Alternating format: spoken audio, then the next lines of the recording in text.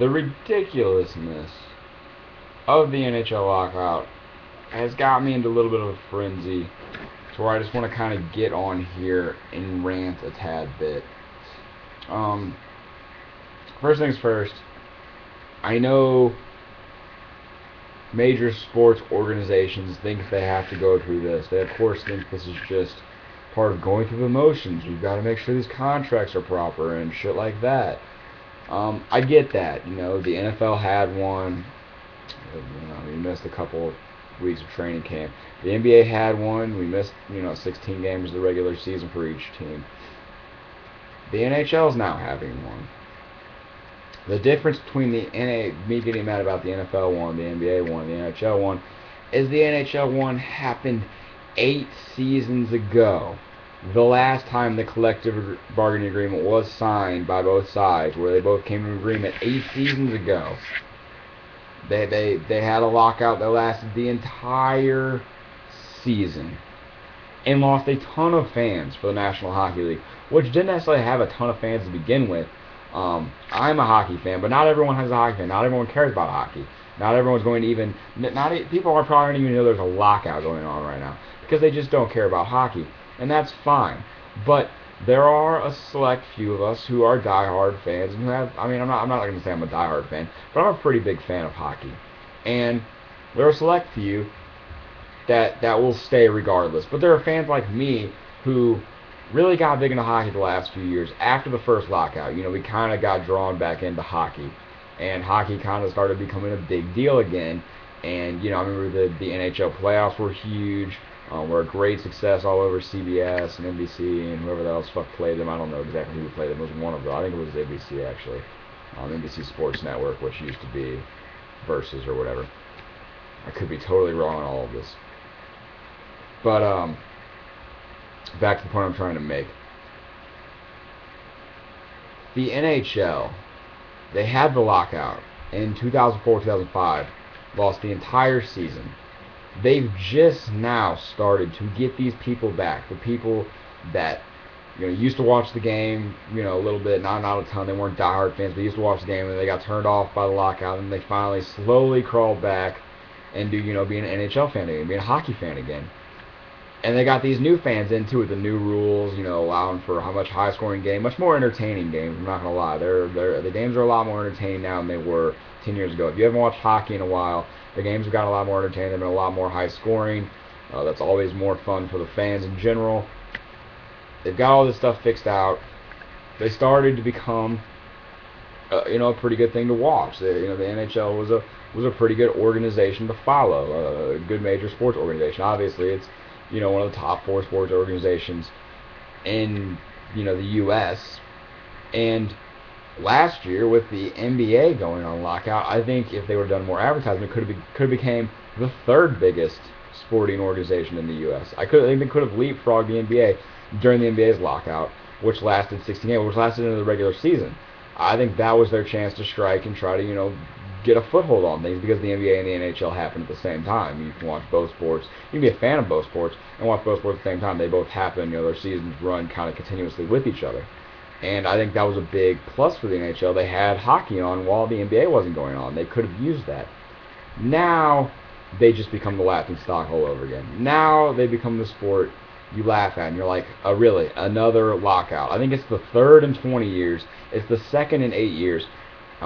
It's the 4th time ever, I believe. It's the 3rd under the commissioner now, Gary Bettman, who should not have a job. This is not like he's three-peating. You're not fucking Kobe Bryant.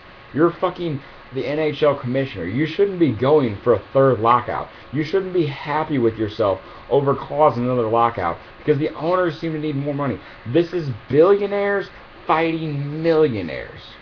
Billionaires fighting millionaires. The players want 57%. Here's the thing. The players have to divvy that up between themselves, which most teams have about 20, 25 players, and so they're going to divvy up to like 2 or 3%. You, the owners, get to keep 43%. All to your fucking selves. You can bathe in that fucking money if you want to. And you're telling me you can't come to an agreement with the players on 57%? The players that go out there that risk their livelihood, risk serious injury, risk their career ending, risk any major injury when they step on the ice. You can't give them that little bit of money that they need. You can't give them that little bit of extra money that may go to help provide their family in case they get, in a huge collision, a huge major hit, and they can't play hockey anymore. In case Todd Bertuzzi comes up and friggin' elbows some guy in the face and ends his career completely, which is a totally different story. I'm going off subject now, but to me that's stupid. That's ridiculous. That's totally fucking stupid. That's the two best words I can describe it. Fucking stupid. You're gonna cause a lockout to your loyal fans, to the diehard fans out there, and the fans who have just came back to your sport. You're gonna have another lockout, and then people are going to come back again.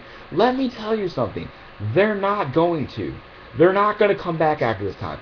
Any fans that you made that are moderate fans of hockey now, that are the casual fans of hockey, if you have a lockout and there's no season, or there's a part of a season, I don't know how many fans are actually going to come back. I mean, I'll probably still watch maybe, but nobody's going to want to go through every 8 years there being a lockout, especially if this stoppage is for a substantial time, especially if this lasts an entire year, an entire season. It took away an entire season last year. You know how much money you miss out on as owners and as players? And you're telling me you can't come together on an agreement? Because either way, all of you are going to be fucking losing money if you don't get on the ice, skate around, shoot some pucks, score some goals, win some games, and play a fucking regular season. You're all going to lose money at the end. Honestly, I'm siding with players because I tend to side with millionaires over billionaires, over people that don't need any more money. And, they try to say, well, hockey's a losing business. We're losing money. Well, then get out of the fucking hockey business. Go to somewhere else. But the lockout's not going to make your business increase your revenue. That's fucking retarded. That's stupid as anything to think that this lockout is beneficial to anybody. It's not.